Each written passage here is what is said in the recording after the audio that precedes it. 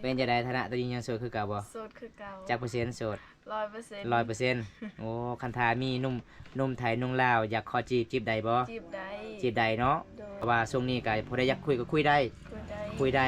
ชื่อเพลงข้างนอนชื่อว่าใดน้องลาลูกสาวกลางน้องลาลูกสาวกลางภาษาลาวภาษาไทยไทยภาษาไทยเนาะการสมัครทางหาใดเนาะทั้งหาได้แม่นจีบได้จีบได้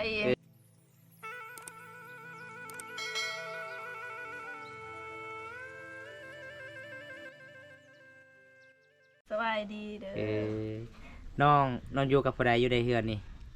อยู่ผู้เดียว อยู่ผู้เดียวโอ้อยู่ผู้เดียวสวยแบบธรรมชาติน้องหลาอายุจักปีแล้ว16 ปี16 ปีบ่โอ้16 ปีอันในเขตหมู่บ้านของน้องนี่หลายๆคนนี่16 ปีเคยเห็นบ่เขาเจ้าเอาผัวเลยบ่14ก็มี15ก็มีผู้เอาผัวโอ้ส่วนน้องก็ยังบ่ทันได้เอาเนาะยังโอ้เป็นจังได๋ฐานะตอนนี้ยังโสดบ่น้องยังโสดคือเก่าบ่โสดคือเก่าโอ้กันบ่ท่ามีไผมักบ่มีไผมักเป็นหยังคือบ่มีไผมักน้องเพราะว่าข่อยบ่งามบ่งามโอ้บ่งามเอ้าการสมมุติว่าอยากมีคนจีบนี่จีบได้บ่จีบได้เนาะโอ้จีบได้พี่น้องลาอายุ16 ปีโสด 100% บ่โสด 100% พี่น้องเอ้ยอายุ16 ปีพี่น้องสวยแบบธรรมชาติเลยน้องอย่าพาเอาเด้อผัวอายุยังน้อยเด้อให้มันฮอด18 19 ปีจึงเอาผัวได้เด้อคันถ้าอยากมีคนอยากล่มก็ล่มได้บ่ตอนนี้บ่ลมได้เนาะโอ้ล่มได้พี่น้องเป็นจังได๋โทรศัพท์ของน้องมีบ่มีเป็นจังได๋เบิ่งโอ้หน้าจอแตกเบิดโอ้พี่น้องหน้าจอแตกเบิดพี่น้องเอ้ยอันนี้สาวลาชนเผ่าหยังน้องชนเผ่ามังกรบ่โอ้ชนเผ่ามังกรอันนี้จะเป็นบ้านของน้องเนาะนี่เนาะลาชนเผ่ามังกรเป็นหมู่บ้านยางบ่เป็นหมู่บ้านยางติดกับเมืองนองเนาะโอ้ติดกับเมืองนองพี่น้องน้องลาคนสวยแบบธรรมชาติสาวสวยประจำหมู่บ้านเด้พี่น้องเล่นเฟซคือกันบ่น้องลินชื่อในใดเฟซน้องน้องลาลูกสาวกลางน้องลาลูกสาวกลางภาษาลาวหรือว่าภาษาไทยภาษาไทยเนาะโอ้คันทามีคนอยากทักหาทั้ง5ใดบ่น้องทั้ง5ใดเนาะอันตอนนั้นอ้ายเห็นน้องคือไปเฮ็ดงานอยู่เมืองแม่นบ่เป็นหยังช่วงนี้คือบ่ได้ไปเฮ็ดงานอยู่เพื่อนบ่มีไผเฮ็ดเวียกโอ้ไปเฮ็ดงานอยู่เมืองอันเขาเจ้าไล่เดือนนึงเท่าใดน้อง1,500,000เดือนนึง1,500,000บ่โอ้น้องอยู่จักเดือนไปเฮ็ดงานอยู่เมือง5 เดือน5 เดือนแล้วโอ้5 เดือนก็ตกประมาณ8 ล้านเนาะแต่เงินบ่ฮอดซ้ำเนาะ8 ล้านเนาะเพราะว่าเฮาเป็นผู้สาวซื้อเครื่องสำอางแน่สบู่แน่แล้วก็ให้พ่อแม่แน่โอ้เพราะว่าหลังจากฮอดเฮือนฮอดซ่านบ่มีไผเฮ็ดเวียกอยู่ในเฮือนก็เลยกลับมาโอ้พี่น้องเข้าเรียนอยู่บ่ออกแล้วออกเรียนที่ห้องใดม.1 โอ้เป็นหยังคือออกโรงเรียนเพราะว่าบ่มีไผเฮ็ดเวียกอยู่เรือนโอ้บ่มีไผเฮ็ดเวียกบ่มีเงินเรียนแน่โอ้โดยอยู่ไสโทรศัพท์น้องว่าน้องเล่นเพจคือกันอยู่ไสฮะโทรศัพท์เบิ่งปาเป็นหยังหน้าจอคือแตกหมดแล้วฮะมันตกโอ้พี่น้องเอ้ยสิลิ้นได้บ่น้องฮะลิ้นบ่ได้เลยบ่ลิ้นบ่ได้เลยโอ้ยพี่น้องเป็นหยังคือตกบ่น้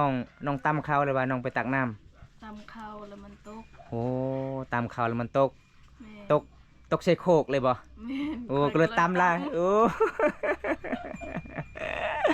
บัดเบิ่งไปเบิ่งมาโทรศัพท์ตัวเองเนาะแม่นตับบัดตำบักแห้งๆพี่น้องโดยสบายดีเด้อครับวันนี้ไปเยี่ยมยามน้องลาเด้อน้องลาคนสวยประจำหมู่บ้านครับน้องลาวเขียนใดบ่ภาษาไทยภาษาลาวบ่เขียนใดเนาะคันถ่าย FC ทักหาก็สามารถทักหาได้เนาะโอ้สบายดีบ่าวผู้วงผู้ไทยโอ้สบายดีเด้อสบายดีไอเพิ่นแน่ไอเพิ่นมามื้อนั้นนบก่อนแน่สบายดีสบายดีเด้อ มื้อนี้น้องลาว่าโดนแล้วบ่ได้เห็นอ้ายผู้วงมาเด้อสาวบ้านใดเด้งามแท้เอ้าผู้สาวที่เฮากินงูมื้อนั้นเด้ แม่นบ่ล่ะ แม่เนาะ กินงูอยู่เอิ้น แม่นเพราะว่าบ้านของน้องลาก็ใจดีหลายๆคนได้พี่น้องทางอีพ่อทางอายเพิ่นแล้วก็ทางอีเมได้เพราะว่าเฮือนของน้องลาเมื่อนั้นได้งูยักษ์พี่น้องก็คือถึกแหวบ่ แม่น ถึกแหวเนาะ ใหญ่แฮง แม่นครั้งแรกในชีวิตเลยบอมตาเห็นงูใหญ่ ข้อย พี่น้อง หาก็เคยเห็น เคยเห็นหรือบ่ เคยเห็นแม่ โอ้ครั้งแรก ใหญ่แฮง ครั้งแรกที่ได้กินบ่ แม่นครั้งแร โอ้ ก พี่น้อง ครั้งแรกในชีวิต กะแซ่บหลายพี่น้อง มื้อใดเนาะสิกลับเมืองน้องน่ะอายผู้วงถ้ากลับเมืองน้องแล้วก็อย่าลืมแวะหาสาวลานี่เด้อสาวลาขึ้นฮอดเด้อ ช่วงนี้ก็สิทักหาน้องลาก็บ่ได้เพราะว่าน้องลาก็โทรศัพท์หน้าจอแตกเพราะว่าน้องลาก็สิตามข่าวบ่ฮู้จักว่าโทรศัพท์ตกใส่โคกเลยตามไปเลย อันน้องความพันของน้องนี่น้องอยากได้หยัง อยากได้เงินแปลงโทรศัพท์ โอ้อยากได้เงินแปลงโทรศัพท์เนาะ แม่น เพราะว่าน้องก็เฮ็ดเวียกแน่ก็บ่มีเงินสิแปลงโทรศัพท์เนาะน้องเนาะ แม่น โอ้พี่น้องอันหน้าจอเขาเจ้าใส่เท่าใดน้องราคา ประมาณ500,000ปลายนี่แหละ 500,000ปลายบ่ แม่น โอ้พี่น้องสบายดีโดยสบายดีเด้อครับ สวัสดีครับ น้องเขาอยู่ไหนครับอ๋ออันนี้ก็จะเป็นหมู่บ้านหยังน้อง บันยาง บ้านย่างเด้ออ้ายบ้านย่างเด้อเป็นชมเผ่ายังไง ชนเผ่ามังกร ชมเผ่ามังกรเด้ออันนี้ก็ซื้อน้องลาน้องลาเพิ่นก็เว้าใดภาษาลาวแล้วก็เขียนใดภาษาลาวภาษาไทยพี่น้องก็เพราะว่าน้องลาเรียนจบมใดมหนึ่งบ่ มหนึ่ง โอ้เห็นจบนอนมหนึ่งเพิ่นก็บ่มีทุนอยากไปเรียนต่อก็เลยออกเนาะเพราะว่าอยู่เฮือนอยู่สร้างก็บ่มีไผเฮ็ดเวียกเฮ็ดสารเนาะก็เลยออกพี่น้องอันอยู่เฮือนของน้องมีจักคนน้อง มี8 คน มี8คนโอ้มี8คนอันในเฮือนของน้องนี่ผู้สาวจักคน ผู้สาวสองคน อันเอาผัวแล้ว ผู้หนึงเอาผัวผู้เอ้ยเอาผัวแล้ว เอาผัวแล้ว เพราะว่าส่วนน้องลาก็คือลูกสาวกลางบ่ แม่น ลูกสาวลาวอยู่ไส สาวเราไปหาหน้องไม้เร็ว ไปหาหน่อไม้แล้ว กับเอื้อย โอ้ลูกสาวลาก็ใหญ่คือกันบ่ ใหญ่แล้ว ใหญ่ซ้ำสาวลาคือกันบ่ ใหญ่สะพอยเลย โอ้พี่น้องเพราะว่าใครยังมีหมู่อีกเนาะ แม่น ยังมีหมู่อีกพี่น้องเพราะว่าน้องสาวเพิ่นก็ใหญ่เด้ บอกไปบอกจีนให้ช่วยไป กินข้าวแรงกับอย่างเดียวผู้บังถาม กินกับแจว กินกับแจ้วโอ้กินกับแจ้วเด้อไอ้ผู้บัง กับแจว อันนี้ก็บ่อนนอนของน้องบ่ แม่น โอ้ บ่นอนของข้อยแล้ว พี่น้องเอ้ยอันนี้ก็ตุกน้ำบ่น้องตุกน้ำกินบ่ ทุกน้ำกิน โอ้เวลาน้องไปตักน้ำนี่น้องไปตักน้ำอยู่ไส อยู่พุ่นเลยนำ อืม อยู่ไก่ปลา น้ำสร้างบ่ แม่น ไก่เติบบ่น้อง ไก่แหละ ว่าเมื่อนี้ละสิขึ้นหาฮอดสิโปนโอ้โดยอาจารย์ เมื่อวานนี้ค่อยกลับเตสิโปนเด้ออาจารย์เด้อผู้สาวซื้ออีหยังไอสารถาม ซื้อล่าเด้อ ซื้อน้องลาเด้อลูกสาวกกบ่แม่น ลูกสาวก้าง ลูกสาวกลางโอ้ยคันตาเอาน้องลาก็จะเป็นเคยกลางเด้อ เพราะว่าเอ้ยเพิ่นก็เอาผัวไปแล้วบ่ เอาผัวแล้ว เอาผัวอยู่บ้านใดน้อง บ้านเดียวกัน บ้านเดียวนี่บ่ ได้ลูกแล้ว โอ้ได้ลูกจักคน คนหนึ่ง ลูกหนึ่งเนาะพี่น้องกามาเคสนี่กาผู้สาวบอกคุยได้พี่น้อง FC หลายๆคนเลยผู้สาวกาเว้ากับหวานเว้ากับม่วนพี่น้องแต่แค่ชนบทหมู่บ้านนี่เขาเจ้ากาส่วนหลายกาบ่ได้เรียนหนังสือเพราะว่าบ่มีทุนกาบ่มีไผให้เวียกอยู่เฮือนอยู่ศาลแน่พี่น้องเพราะว่าเช้าเคสชนเผ่าบรูนี่เวลาตอนแรงตอนเช้าตำข้าวเนาะน้องเนาะ แม่น ไปตักน้ ตักน้ โอ้เวลาน้องไปตักน้ำตอนแรงนี่ประมาณจักโมงน้อง ำแรงประมาณ3 โมง 3 โมงแรงบ่ แม่น โอ้3 โมงแรงพี่น้อง อันน้องไปใส่มือนั่นคือไอ้ทาบ่เห็นอยู่ในเฮือนน้องไปใส่ ไปก้นมัน ไปก้นมันโอ้ได้เงินหลายบ่ บ่ได้ลายบ่ บ่ได้หลาย มัน มื้อ มันลงแล้ว มันลงแล้ว ราคากิโลเท่าใดเขาเจ้าซื้อ 700นี่ 700กีบโอ้ยวันหนึงหาก็ได้5เซนกีบเลยเนาะ แม่น เพราะว่าราคามันถูก ผู้สาวอีกแล้วอายคอเด้อคนนี้โอ้ยมาได้เบาใส่มาได้ อันนี้จะเป็นน้องสาวลาเด้อเบาใส่สบายดีอายใส่เนี่ย สบายดีไอไซ อย่าลืมซื้อสินมาฝากน้องนี่เด้อมาจากกรุงเทพเด้อ สาวลาที่เฮาอยากไปหาเมื่อนั้นไอ้ใส่เอ้ยเพราะว่าน้องลากับคาเบียกเมื่อนั้นพี่น้องก็เลยเฮาก็บ่ได้ไปหามื้อนี้น้องลาอยู่เฮือนก็เลย ได้เพิ่นว่าเพิ่นซื้อให้สิน สินอาบน้ำนี่แหละขอบใจไอ้เพิ่นเด้ ขอบใจหลายๆเด้อ เนี่ยไปฮื้อเลยบ่น้อง ยัง ยังบ่ไปฮื้อเลย ยัง อันเบาใส่ถามว่าน้องสิเอาจักผืนสินฮะ เอา2พื้นก็ได้ เอา2ฟืนก็ได้2ฟืนเด้อ2ฟืนเด้อไอ้ใส่อย่าลืมสิมาฝากให้น้องสาวเมืองนองในเด้อมื้อนี้ขึ้นเมืองนองโอ้ถ้าขึ้นเมืองนองก็มาหาน้องลาได้เด้ออาจารย์ ได้เด้อ แม่นมื้อนี้ว่างบ่น้องอยู่เฮือนบ่น้อง ฮะ ว่างบ่มื้อนี้บ่ ว่าง ว่างเนาะ แม่น ตอนแรกก็น้องไปตักน้ำบ่ แม่น โอ้ เฮ็ดเวียกตอนแรงเฮ็ด แมนโอเคโอเคไอ้ใส่ว่า อันที่สุดน้องมักสีในใด สีด สีดำสินบ่ ำแม่น โอ้อันสินที่สองเด้บัดนี้ สีน้ำตาล สีน้ำตาล สีดำกับสีน้ำตาลเด้อเบาไส้อย่าลืมซื้อมาฝากให้น้องนี่เด้อเพราะว่าน้องๆกับบ่มีสินอายบนตามาเมื่อใดมีแต่น้องนุ่งสงเนาะ แม่น เวลาอาบน้ำกะมันสิยากพี่น้อง อันนี้ก็จะเป็นเฮือนของน้องลาสาวมังกรพี่น้องเอ้ยอันซื้อเฟซของน้องอายลืมแล้ว น้องลาลูกสาวกลาง น้องลาลูกสาวกลางภาษาไทยเนาะ ภาษาไทย โอ้ก็สามารถทางหาได้บ่คือคุยบ่น้องเวลา FC ทางหาได้ บ่ได้ขี้คุย บ่คือคุยเนาะ แม่น แต่น้องก็เว้าลาวก็เก่งแน่เว้าไทยก็เก่งแน่ เพราะว่า น้องก็เคยอยู่เมืองเนาะเพราะว่าอายเห็นตลอดตอนอายเลาะไปถ่ายคลิปอายเห็นน้องโอ้แม่นผู้สาวลาวบ่ขายเครื่อง ถ้าว่างๆมีเวลาว่างมื้อหน้าโอกาสหน้าก็มาหาอายได้มาเล่นอยู่เฮือนอายได้หรือว่ามาเล่นอยู่เฮือนน้องลาได้บ่น้องลา ได้ ได้เนาะ มีหยังก็กินน้ำกันเนาะ กินน้ำกัน แม่น จำ คือ แจ่ว คืออายผู้เว่องมาเมื่อนั้นในบ้านน้องลาได้งูยักษ์ก็เลย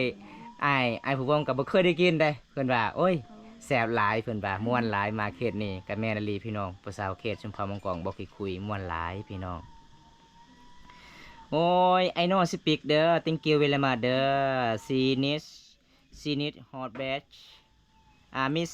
มิลาเด้อจ้าโดยเลยบ่มวยเด็ดหรือหยัง พี่สามถามว่ากินข้าวเลยบ่น้อง กินแล้ว กินแล้วกินกับอาหารหยังน้องฮะ กินกับงู กินกับงู แม่น โอ้ได้งู พอ พอได้งูอีกมื้อนี้ พอได้งูอีก ป้าอ้ายผู้เว้าเงยมามื้อนี้บ้านน้องก็ได้งูอีกได้ ตัวมันเป็นดำๆมันเอง โอ้ จักงูอีกอย่าง งูสิงเสือ ตอนนั้นแหละ แม่นงูสิงเสือ แต่ว่าน้อยๆ เออ บ่ได้ใหญ่คือเพิ่นบ้านนั้นน่ะบ่ได้ใหญ่ตอนเฮากินนั่นเด้ อ๋อทักทายพี่น้องทุกๆคนเด้อโอ้ยสบายดีอาจารย์น้ำมวยสบายดีเด้อสบายดีอาจารย์น้ำมวยเนี่ยมาอีกแล้ว สบายดี สบายดีเด้อ เพราะว่าบ้านของน้องกะสีแอมโดยไม้ไฟเด้อยู่ทางพูนกะจะเป็นบอนเขาเจ้ากะสีเอาไว้เกลือไว้ปิ้งนัวพี่น้องบ่พี่น้องเอ้ยบ่น้องล่ะในเฮือนของน้องนี่ เวลาดังไฟนี่บ่มีฐานบ่ บ่มี ต้องเอา เอาพื้น ฟืนทอนยาว แม่น ๆโอ้คันพื้นใหญ่นี่ต้องฝาออกบ่ แม่นต้อง อ๋อ ฝาออก โดยอาจารย์มวยถามว่าน้องซื้ออีหยัง ซื้อน้องล่าเด้อ น้องลาเด้อเมื่อนี้มีผู้ใหญ่อีกมาแล้วบาวบุญตาคนนี้อายข้อจองเลย เอาจริง ๆ เดือนหนามาหาเลย มาจองได้บ่ เขาจองได้เด้อ เอ ยังโสด ยังโสดเพิ่นว่า มาได้เด้อพี่อันนี้ก็จะเป็นน้องลาเด้อน้องลา แต่เพิ่นเว้าลาวใดเว้าไทยใดเพิ่นก็เรียนจบม .1 บ่มีทุนก็เลยออกแต่เรียน เป็นสาวน้อยโคราชโอ้ยสาวโคราชมีแต่คนน่ารักมีแต่คนใจดีเนาะเขาถามว่ากี่บาทพี่บุญตาขายอะไรงงอ้าวขายหยังนั่นล่ะเพราะว่ามีแต่บ่าวบุญตาถามน้องลาว่าน้องลาบ่มีเงินสิแปลงโทรศัพท์หน้าจอกระแตก คันเวลา FC ทักหามันก็เล่นบ่ได้เนาะน้องหลาเนาะ แม่น หน้าจอแตกก็เกือบประมาณ 500,000 กว่าๆเลยเนาะ แม่น500,000ปลายนี่แหละ แม่นเพราะว่าเวลาโทรศัพท์น้องหลากับแตกกะน้องหลาตำเข่าหั่นล่ะ ตำข้าว ตำเข่าก็เลยตำก้มก็เลยโทรศัพท์ก็ตกใส่โคกตำไปเลยบ่คิดว่า ทำไปเลย บัดเบิ่งไปเอาแล้วโทรศัพท์ตัวเองแตกพี่น้องบองตาเบิ่งโอ้ยพี่น้องหน้าจอแตกหมาเลย น้องลาสบายดีอาจารย์เนี่ย สบายดีเด้อ สบายดีเด้อฝากกดไลค์กดแชร์ให้พี่ไซนะคะขอบคุณครับอาจารย์นุ่ยครับมื้อนี้เฮามากับบ่ได้กินหยังเนาะน้องลาเนาะ บ่ได้กิน เพราะว่าอ้ายก็บ่มีเงินบ่มีคำเด้อ โดย คันมีมื้อหน้าอ้ายก็มายิ้มยามกันใหม่อีกเพราะว่าอ้ายก็มามื้อนี้คิดว่าสิหาน้องเจอหรือบ่หลังจากไปหายิ้มยามน้องแกดกับไปหาน้องลาอีกพี่น้องอันนี้ก็จะเป็นน้องลาของสุมพามังกรเนาะ แม่น สุมภามังกร เมื่อวานนี้บำตาเดินทางทางสุมเผาตรี500,000ถึงล้านเป็นเงินไทยเท่าไหรครับ500,000กับประมาณ900เนี่ยเด้อพี่เอาได้อยู่บ่ภาษาอังกฤษ บ่ได้ ตอนน้องเรียนห้องม .1 น้องเรียนบ่ภาษาอังกฤษบ่ เรียนแต่ว่าบ่เป็น เออไอจื้อแต่ A B C D ไอจื้อ น้องเขายิ้มสวยน่ารักครับแม่นครับพี่สารขอบคุณพี่สารเนี่ย ขอบใจหลายๆเด้อ ขอบใจหลายเด้อเพิ่นว่าพี่บุญตาขยันถ่ายคลิปมาก เดียวบอกแม่ซาลิสาออสเตรเลียมาเบิงโอ้ขอบคุณหลายๆครับ อาจารย์ น้องล่าอายุเท่าไรครับ ความสูงเท่าไรครับ อายุ16 ปี ความสูงจังแม่นอ่ะ สูง150 155บ่ 150ถ้วน 150ถ้วน โดย อ้าวไอายเบิ่งไปคือน้องสูงกว่าอายได้บัดอายบนตาเม็ด 150 แม่น60ได้อายได้โอ้แม่น50ได้อายบ่น้องล่า โดย อีพอเจ้าไปใส่มื้อนี้คือบ่เห็นอยู่ในเฮือน พี่พอจักไปใส่ไปบ้านปุนตง โอ้ไปเอาหยังอยู่บ้านปุ่นตอง อยู่ฮู้น้ำลาว โอ้ฮัลโหลสบายดีเด้อไอ้ายชะนี่สบายดีเด้อมื้อนี้มันไลฟ์สดอยู่เฮือนน้องหลาครับอ้ายโอ้ขอบคุณหลายๆครับอีพ่อขอบคุณอีพ่อบุญเนี่ยขอบคุณอีพ่อบุญเนี่ย ขอบคุณเด้อพ่อบุญ เพราะว่าอีพ่อบุญให้มื้อนี้ก็2 $2ขอให้อยู่ดีมีแฮง ใจหลายเด้อ เพราะว่าอีพ่อบุญก็เป็นคนตอนนี้เราอยู่ประเทศอเมริกาโดยเวลาน้องเฮ็ดให้เฮ็ดสวนเฮ็ดนานี่แต่ละปีนี่กุมกินบ่น้อง บ่กุม บ่กุมกินเลยบ่ กุมกิน โอ้เวลาหลังจากเฮ็ดเวียกสำเร็จอยู่เฮือนแล้วก็ไปรับจ้างเนาะ แม่น มีแต่น้องผู้เดียวบ่ไปรับจ้างบ่ แม่นมีแต่ผู้เดียวคอย โอ้พี่น้อง ผู้หญิงคนสู้ชีวิตเด้อพี่น้องเอ้ยน้องอายุเท่าไหร่ FC ถาม อายุ16 16 ปีเด้อไอ้น้องสปิกเด้อติ้งกิวเลยมาพี่น้องเฮาต่างประเทศเด้อพอบุญขอบคุณแทนฟรีบุญตานะคะ ขอบคุณครับอมวยครับที่ขอบคุณแทนไอเด้อ Welcome to this channel Thank you for visiting my friend โอ้ขอบใจหลายเด้ออาจารย์มวยเด้อที่ขอบคุณแทนให้บ่าวตาประมาณจังโมงน้องจึงไปตักน้ำสาง 3โมง 3 โมงแรงเนาะ แม่ อ้ายเข้าไปนำได้บ่ ไปได้ ไปได้เนาะ เด้อ โอ้พี่น้องตอนแรกกับบอมตากะสิไปอัปเดตวิถีชีวิตน้องลาไปตั้งนำนูใสพี่น้องเพราะว่าตอนนี้กะอากาศมันฮ้อนหลายพี่น้องเอพอบุญว่าแม่นแล้ว3 ดอน 30,000 กีบโอ้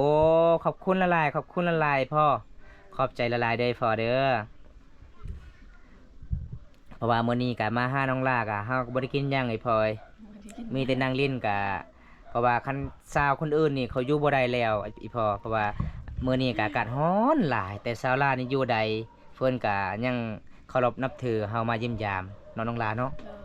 เลย แม่นพี่น้องกินหยังมาคือสวยแบบธรรมชาติเลย